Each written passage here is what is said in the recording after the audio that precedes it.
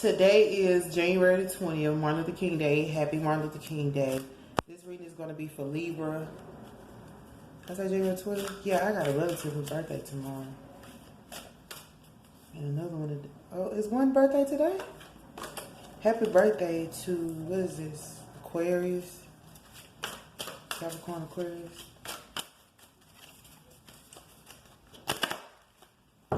Yeah, but this is going to be a reading from the 20th to the end of the month. I was thinking about just pushing it to February. But of course, it's not February. And that was just going to give me an excuse not to do February. I don't do it all the time anyway. I don't know. I do it. Oh, what they call it when you get that unction? Is it called an unction? Oh, I'm just trying to function. But it's not called an unction. You know, you get that, you know what I'm talking about, that inkling, that pull. So this is for Libra. You know, see what we got. But I was going to say, the song came on, Donald, is his name Donald Lawrence? Season. You survived the worst of times. God was always on your side. Say your place, write your name, walk into this wealthy place. Oh, what's that song? I feel seasons everywhere. It's a new season. And I feel blessings in the air. Those seeds that you sow. You gonna sing the whole song? It's time to come into your own. Anyway, that's what I feel seasons. Oh, last time I did y'all was dealing with money. And then last time y'all dealing with being a survivor. That's what this song says. You survive the worst of times. But then now it's time to walk into your season. Maybe you already are. Or maybe you should know it's time to walk into your season, whatever that is. I heard generational curses could be breaking, and that gives you these two right here. They just sitting there. They didn't pop out, but they sitting there. I'm gonna turn them over after I do this. But that's probably like after generational curses are broken, you get your own season. You get your own go at life, because for a while you have to carry curses with you. So every move you make, I mean, you don't have to, but sometimes it's there until you acknowledge that this is something from my generation. I mean, for a while you think it's you. You know, I heard floodgates, because that's what I used to think, that something was just off about me, but you realize you connected. No matter how far you run from your family, like, you still connected to a bloodline. And it doesn't mean that those generational curses don't add value. This came out. Be mindful of the messages you see. It doesn't mean that those generational curses have not added value to your life. You know what I mean? But at this point, you're out of the generational curses. I'll just say it that way. So you're going into your own season. So you might feel new. You might feel different, because you ain't carrying baggage or other people's weight or other people's curses or other people's, I mean, I wouldn't call it a curse, because sometimes it's just, but that's what I heard, generational curses. But sometimes it's just generational addiction. If mama was an alcoholic, then it just trickled down in the family. I don't mean nothing real severe, but sometimes it happens that way. But that's what I heard. You know, you coming out of that. But be mindful of the messages you send to whoever in your thought space, in your loving space. Just be mindful of the messages you send and the ones you receive. See, I said floodgates, and this card came out. It flipped over. Express the ocean of your emotions. So, like, you're probably being able to see you for you now, and people may be able to see you for you, because for a while, I was telling somebody, like, birds of a feather flock together. So when you're around so many people, so many things, even if it's just family and the generational things, like, you get seen as that generational curse, or you get seen as that generational thing. Can you see these cards? Because I don't think you can see them, but it's okay. But you know what two cards I pulled. You get seen as that. And I'm holding these two in my hand. Oh, it came out flower and tea. Take a big bite out of life and pluck the weeds and plant the seeds of your most magnificent expression. I ain't mean to turn them over that soon, but I will see what it's about. Email and flood, but express you now. Now you get to be you, and you get to live for yourself. No longer bound to the generation. It doesn't mean that you still not a part of the family, or that the family whatever, but sometimes somebody has to carry their weight. They have to break the chains. I mean, and maybe you just was the one God chose, or you was the one who went before God, like, God, free my family, heal my family. Because most families don't even know that stuff that they're doing is strategically about where they've been or how they were born, or because everybody don't know that grandma used to do this, or Papa used to do that. You know, it's always a family member who kind of figure out, oh wow, Grandma and Papa was like that, and now we acting the same way. You know, you had on family reunions and you try to bring it all together because Big Mama, you know. Anyway, I could go on and on, but yeah. So that's coming through. Let me see. Be mindful of the messages you send. What's a clarifier for that? I was going to give a sermon. I don't think I should have done that. Well, I don't know if I was going to give a sermon, but aging. I'm one with unlimited love beyond all seeming restrictions of age. I'm filled with joy, energy, and beauty, a vessel for the divine Shakti. I don't know how to pronounce that word. But it says aging. So, I mean, what do you mean by that, Spirit? Be mindful. I mean, you're aging. You're getting older. And I guess it is your season. And I guess that's being mature. Be mindful that you are sending out mature messages and not... You know, like if you're talking to an 18-year-old, you might speak a certain way.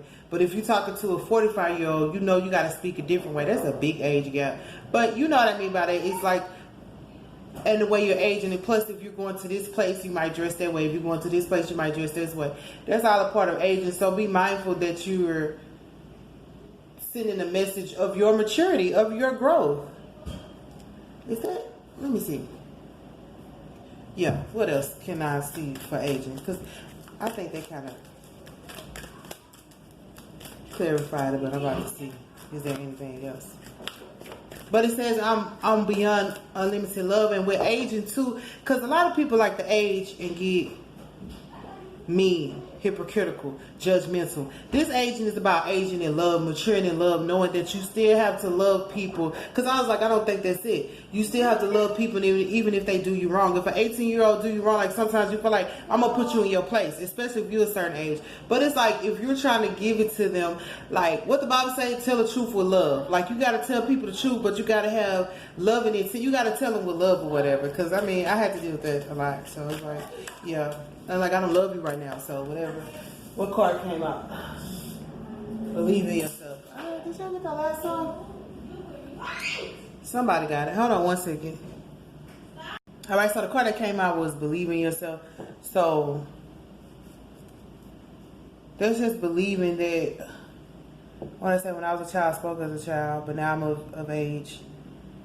Realizing that you have aged, and maybe you don't feel like you have, and maybe you feel like you've aged too much that you can't connect with people younger than you, or that you're not of age to connect with people older than you. That's the 18 for. Sometimes we feel like, okay, I'm right here in the middle, so I can't talk to the 18-year-olds because I don't speak that lingo. I can't talk to the 45-year-olds because they're more credible, or they know more than me. But you got to believe that you're in an age gap where you can speak to both.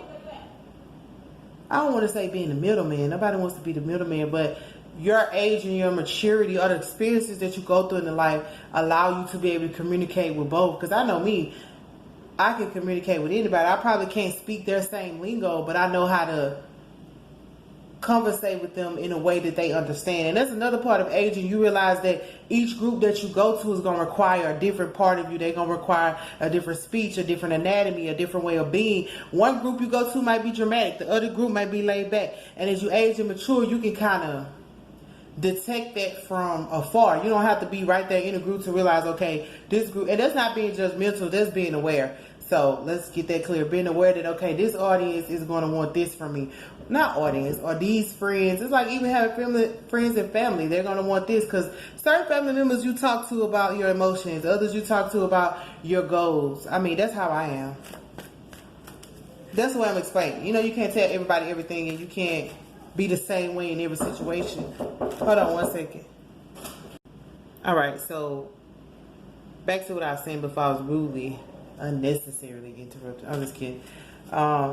But yeah, you realize as you age that different situations require different things, and you realize where to cut the conversation off at and where to keep it going there. And even at work, if you work more than one job, or if you have a job where you have to speak to more than one person, you know, everybody's different. So you have aged to the point where you can be, that's to be mindful of the messages you're seeing. You can be mindful now that, okay, this person not going to take this part of me well, or this person, I got to talk to them a different way, you know.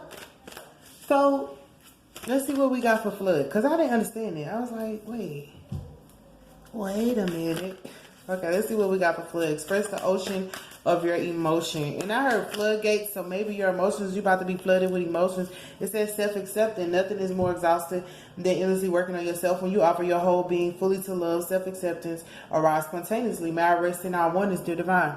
So accept your emotions. Accept the floodgate of emotions. Accept the emotions if they're positive. You know what I mean? Wait a minute now. It's about accepting your emotional self. Ooh, that's still damn. I didn't mean to do that. I knew it was gonna be shaking, but okay, child. But it's about accepting. That must be real. Accepting your emotional self, but like maybe not maybe, just accepting your emotional self. If you've never been the type to express yourself emotionally, because it says express your emotions, then it's okay. Maybe you haven't felt safe because of generational curses. Maybe because I was talking to a relative about how my family don't really get emotional. If they do, it's to ourselves. You know, because everybody cry, everybody go through stuff, but we normally do it to ourselves. But if we tell the other person, we done already dealt with emotionally on our own. So it's about being able to express your emotions, because that's how people can relate to you. And I know for me, I have a hard time being vulnerable unless I'm really, really, really going through it. Then you'll see my vulnerability. Like I gotta really be knee deep to the point where I can't hide my emotions. You know what I mean? But most of the time, we don't express ourselves emotionally, and it's not a bad thing, because you got to have emotional intelligence and emotional control. But if somebody wants to get to know you, then you can't be all in the head with it. You know, it's connecting the heart and the head. Like, I got to feel you. You know how people say, I feel you. Like, I really feel you on that one. So it's accepting your emotions and being able to allow other people to feel you in a way that's true, that's genuine. I was talking to this lady, and she was like, I was explaining something to her, but I was opening up to her more, and she was like, yeah, I get you, that's transparency, because I'm not always transparent with people because I don't trust everybody. And it's just, like I said, generational, this just come from my background. But she was like, transparency. She was like, I see it. Anyway, but yeah, self-acceptance. We're going to see what else we got for that. So it's just about opening yourself up emotionally, but also allowing others to open up to you emotionally if you look through the situation. So yeah, accept yourself and be able to look through and, you know, deal with your emotions and look through your emotions. Why am I feeling this way? Because we can feel emotions, but then don't know why we feel it. Because sometimes it could be somebody else's emotions. Say somebody come in, drop off some emotional baggage to you, and then you go home angry, or you go home feeling some type of way, and you just all over the place, and you don't know why, because you haven't looked through the fact that people been bogging you down all day, or people been like, they knocking at my door, people been just all in, or opening it up to you, and you feel it. Hold on one second. Okay, so if somebody open up to you, and you know, because I mean, and it's about like when you're an empath, like people give you their emotions to deal with. I've had plenty of scenarios. People come up to me and just lay their whole life down. This being extra, but you know, they tell you things that they feel comfortable telling you. I'm sorry, Jesus. They don't lay their whole life down to me. I'm not the savior. But yeah, they tell you so much stuff, and you go home, and I find myself praying for people and talking it out with God, and they on about their married business, and they done made me feel like I gotta cry the tears for them. I gotta, you know, I'm about to say, write the sermon for them, but that's how it goes. So look through every situation and make sure that you're accepting your emotions as they are, but also like telling the difference between others' emotions and even accepting other people's emotions, because you just tell somebody's crying, somebody's hurt, but realize that that's not your hurt to deal with. You pray about it, you let it go. You ask them, can I do anything? If they're like, no, then okay, I won't do anything. If they do ask you to help, then you help where you can, but you don't give your whole self away. That's looking through the situation, and make sure nobody's being emotionally abusive, because when you look at situations, some people just emotionally abusive. They know that you're emotional, so I'm finna be emotional around you so I can get what I want. But I don't want to say it that way. That's kind of, you know, but you know how that goes. And make sure you're not emotionally abusing anybody else either. Make sure it's a fair level of emotions, and make sure we know your emotions are yours, my emotions are mine, and we can rock with that. So what's the clarify for tea? What's the clarify for tea? Take a big bite out of life. That's just about, you know, I don't want to say going in head first, but this is about enjoying life. And it looked luxurious to me. I can tell y'all last time I've been doing y'all Libra, y'all supposed to get like money, a lot of stuff. Maybe for what y'all been through, everybody went through their little transient and supposed to be getting dropped off some blessings along the way. But let's see, why are we taking a big bite out of life? We got two cards, and they came out backwards. They're self-love and being enough. So this is about you dealing with yourself. They're backwards. And I remember, okay, this is what I just did in there. It's like, I remember Holy Spirit telling me, like, you have, how do you say this? You love yourself enough, you need to love others, or something about others. You know, I had a little, oh yeah, I remember, I had a thing on the channel, I had a little video, I was like, yes, others exist. I'm the type of person, I forget that other people exist. Like, I work with them, and I'm like, I don't want to say invisible, but I'm like, I'm there, but I can make it to where, well, I can't say I can make it to where, but I'm so quiet that you don't even know I'm there, put it like that. But then I forget that other people exist or whatever, and, but you got being enough upside down too, so that ain't cool, is it? But this is about you are enough, and self-love. Maybe you were trying to love yourself so much so that you can feel like you enough. Oh, yep, you trying to love yourself so much that you trying to feel like you enough by loving yourself. Forget it. I'll just love me and I'm enough. I think Capricorn had got there, whatever, in a different way though. But yeah, you trying to love yourself so that you can feel like you're enough if you loved on yourself so much. But it's like other people want to feel your love and other people love you too. Sometimes we forget that other people love us because we're like, oh yeah, I'm practicing self-love, I'm practicing self-restraint, and I'm growing, and I accept myself, and I'm aging, and I'm grown, and I can do what I want to do. And I think I had that for Leo too. But you got to remember that other people exist. Other people love you too. Other people think you enough. Like, you loving yourself forever and ever. Like, sure, because it says, yeah, nothing is more exhausting than easily working on yourself. Like, you working on yourself so much to feel that self-love or feel that you are enough. But it's like, let people give it to you. Like when I say express your emotions, like, let people give you not that confirmation, but let people share in the love that you have. Because sometimes we can get so self-loving, you know, I don't want to say self-conceited, but that's why I heard self-conceited, to the point where we don't let others in. And it could because it's too emotional, but like, enjoy your emotions. You know what I mean? God is not an emotionless God. So how can we be an emotionless person? God was never, like Jesus, yes, he spent time alone, but even he had his 12 disciples. He knew which one was going to betray him. He knew all that. He had his road dogs. You know what I mean? They weren't dogs. But, you know, he still had people around him that were like, you know, Jesus, you tripping. Or, you know, Jesus, I understand you. He still was connected with people. And even when he wasn't with his disciples, he was connecting with people at the church. The woman, he always connected with somebody. That's why I said it's like empath or whatever, knowing those emotions. But still, it's like, taking a bite out of life is like going in it and saying, okay, I'm enough the way I am, and I don't have to just like sit down on things because I love myself. But sometimes we get old and we like, I don't have to really do nothing. My bills taken care of, my kids okay, and yada yada yada. But it's like, nah, because you still a part of others whether you want to be or not. That's what I'm gonna say. So I want to say, you still a part of others. I mean, we all connected to the divine. You still serving the assignment. Regardless, not even serving assignment, but you still important. People, I feel like this is other people trying to get your attention. Like, look, enough of this. I was saying, enough of this self-love shit. I just kidding. I don't want to, because enough of feeling like you got to do all this to be enough. Because once somebody came in and showed you that all that stuff you was doing, I don't want to say it was unnecessary, but all that stuff you was doing was just because I wasn't here, because you didn't let me in. Once somebody came in, you did all of that self-loving, and it's cute, it's acceptable. But what if I was here to just love on you? What if I was here to be enough for you? What if you didn't even need to do all that, climb all those mountains, because I'm right here by your side? You know, that's the way I see it. And there could be somebody coming in, like, what is you loving yourself for? When I was like, God was like, I remember talking to him, like, I made somebody for you, and you're not supposed to be alone. Don't ever feel like you're supposed to be alone. Like, God is like, I got a companion for you, but you still over here talking about, I'm going to keep doing this to be my best. But it's like, no.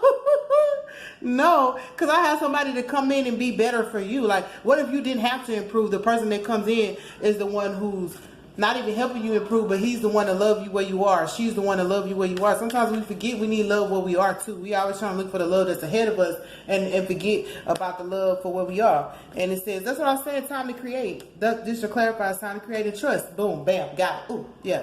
Time to create. That was extra.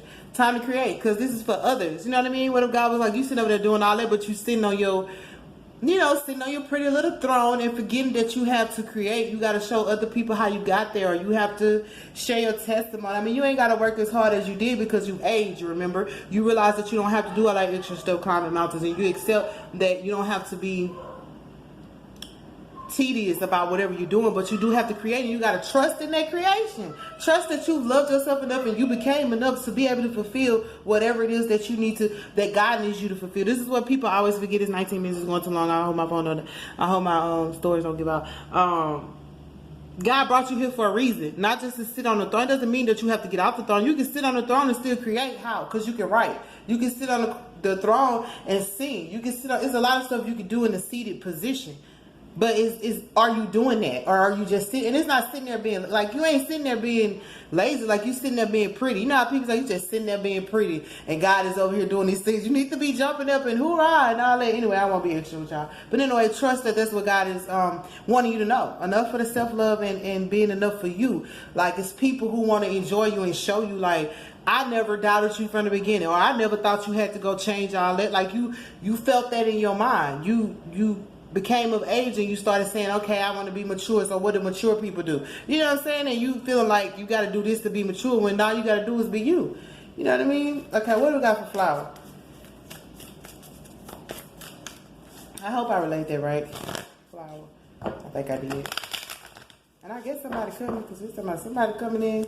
All right, what's for flower? Pluck the weeds and plant the seeds of your most magnificent expression. It's about getting rid of stuff that don't matter and planting new seeds. We got contentment. You can learn to rest.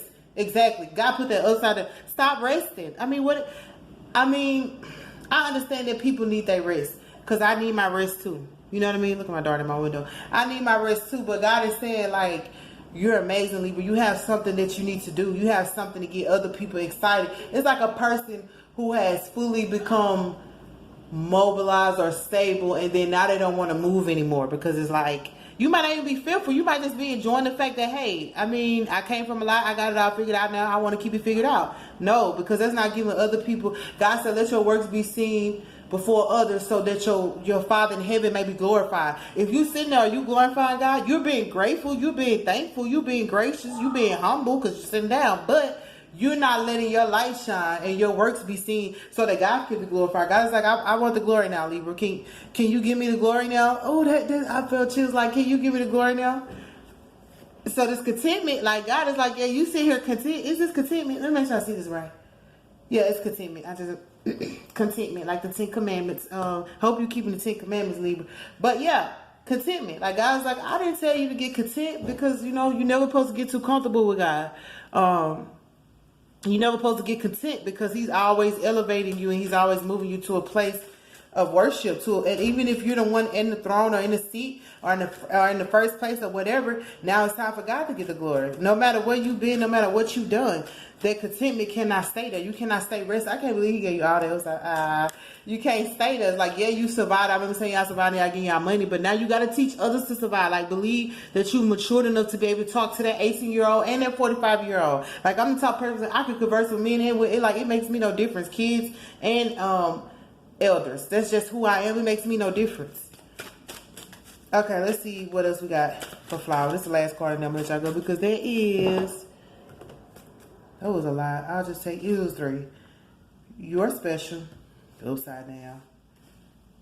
Patience. Compassion. I wasn't going to take all these, but I guess I'll just keep them. And friendship.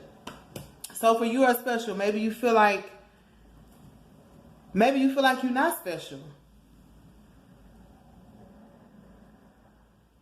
because it's upside down. Upright, it would say that you are special. So how do we say this? Okay, then we say patient, compassion, and friendship. I knew you was going to get somebody to come in and love you, because I said, well, I didn't know, but that's what he was saying. Like, somebody going to come in and love you and show you that you need to not do all that anyway.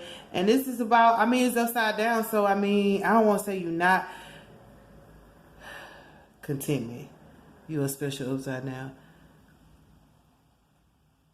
Oh, no. What God is trying to say is you don't get to just sit there and rest in his glory forever. You know what I mean? Like, it's a verse in the Bible say, I hide in the shadow of the Almighty. You don't get to hide forever in the shadow of the Almighty, Libra, because Jesus didn't get to hide forever. Like, he hid for 3 days and then he had to go back out. That's what I'm going to say. I'm not going to say you're not special, because you are special, God. But God is trying to say you can never be bigger than your master. Your master never stopped working at all. He even went to the cross and got slandered. That's what I was thinking about, how people slander people and beat people and abuse people and all that. Your father went through the same thing. We ain't no bigger than him.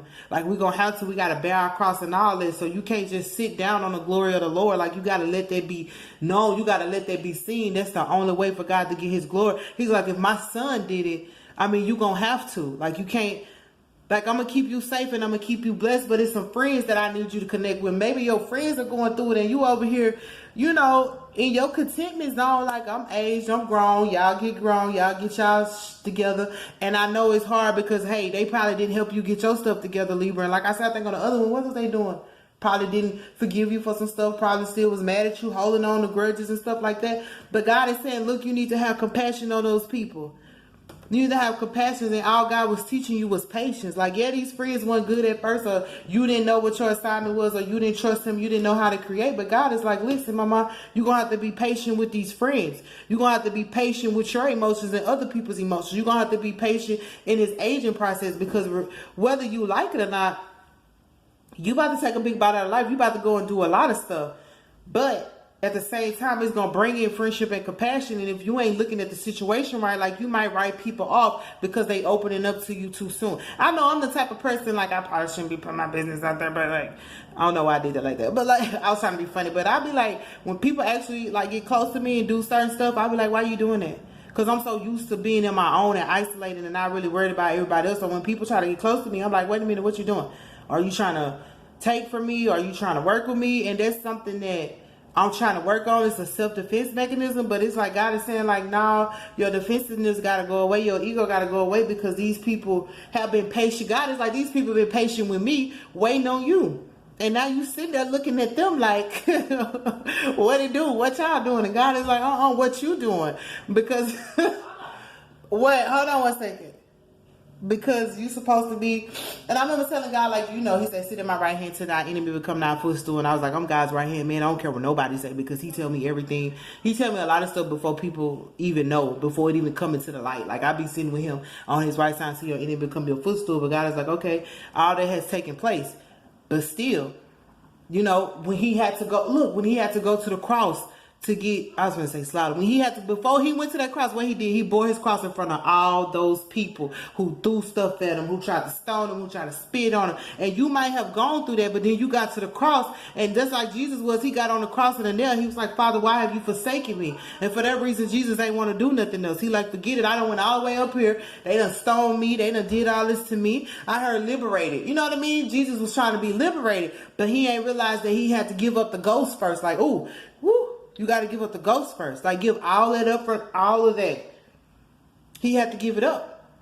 And he was like, Eli, like, Father, why have you forsaken me? And even on the cross, he was forgiving the person next, the person to the left and the right who was stealing. God, like, you up here on the cross, there's other people beside you. You got to look at them with mercy and compassion too, like all us up here being. But Jesus was up there, and he wasn't guilty. Them other people was guilty. Like, Libra, you might not have been guilty of everything, but you up there. So you got to look at them like, y'all guilty, but the same God that forgives me will forgive you. Or what he said, forgive them for they know not what they do. Like, forgive them for they know not. Jesus was up there praying for them while he was the one being prosecuted and slaughtered. So God is like, you ain't special. You still got to pray for them for slaughtering you. You still got to, like, love them. You got to realize that they don't know what they have done. I said I wasn't going to preach, and I started preaching. But God is saying, also, I was just teaching you how to be patient. Jesus was up there like, Father, where you at? Do you hear me? Eli, like, where you at? You said you was coming. And he gave us the ghost. God was like, I was trying to make sure you still know that you needed me. I was trying to make sure you still was going to call on me while you was sitting there looking pretty, because the Lord giveth and the Lord taketh away. I don't want to say that. I don't feel like he's going to take your blessings away, but I'm just trying to get you to understand what I'm saying. But God's saying, trust me, this time when you create, whatever you create, it won't be no mountains.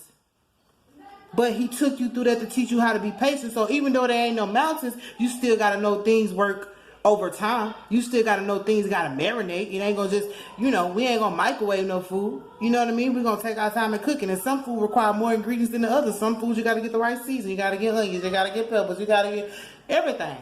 Then afterwards, you got to get some good nice wine. Drink and be merry. I'm just kidding. You got to get whatever you drink, whatever your purpose is. And I remember, like they say, when life throws you lemon, you make lemonade. Maybe you finna get some lemonade, because they've been throwing lemons all over you.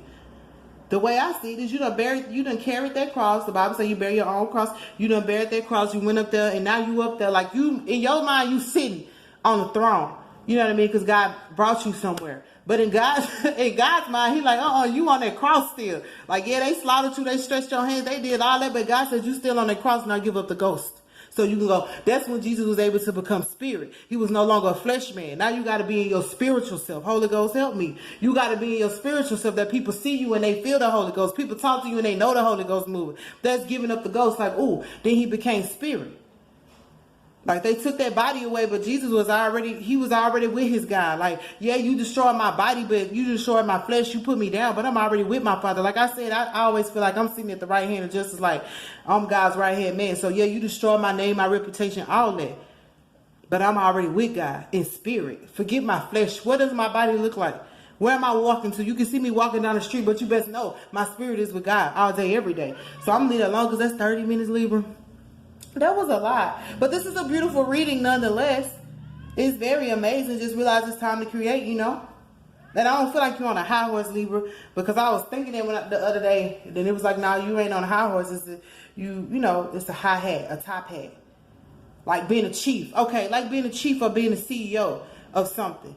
And it's of your own creation. It might not be in nobody else's job. You're the chief and the CEO of your own creation. That's why you can sit there like, I've aged, I've matured. I know how to move now. You know, I understand. People taught me how to play chess. They taught me how to maneuver through life. But God is still saying, all he was saying was, yeah, you went through that. They slaughtered you. They did your name. They did your dirt. You did me wrong, but you did me wrong. Can I sing now, Jesus? I'll be having to make sure I'm not doing so much. But yeah, you went through all that, but now you up there on the cross. And God, all he's saying is give it the ghost. Give up the ghost, because it's like friendships, people coming back. You know what I mean? Friendships. I mean, they might have been wrong, but you know what God say? I'll make the enemy, have to bow to you. I'll make the enemy have to be your foot. So I'll make the enemy have to come and apologize. I'll make the enemy have to be your friend again. I was talking to God. He was like, I was like, God, please don't make nobody love me again. You know what I'm saying? But God was telling me some stuff about how he was going to demonstrate his power in my life. And I was like, I don't want nobody coming back. I don't want nobody coming, because it's actually coming from a place of hurt. When you say you don't want nobody